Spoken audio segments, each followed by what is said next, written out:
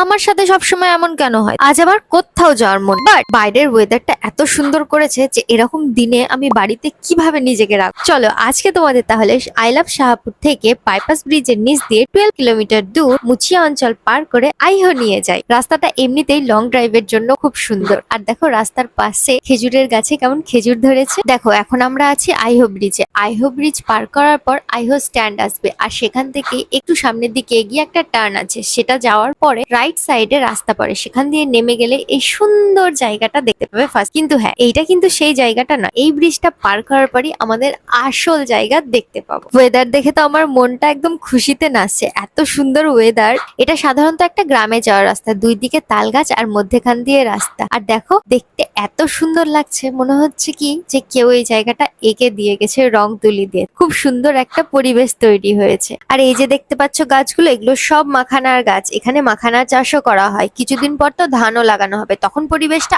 আরো বেশি সুন্দর হবে। তখনও তোমাদেরকে একবার এসে এখানে ঘুরিয়ে নিয়ে যাবো। যদি কেউ আমাকে মালদা থেকে দেখে থাকো তাহলে বলো কে কে এখানে ঘুরতে এসেছো, আমাকে কমেন্ট করে অবশ্যই জানিও। তো ভিডিওটা আজকে এই পর্যন্তই থাক, টাটা।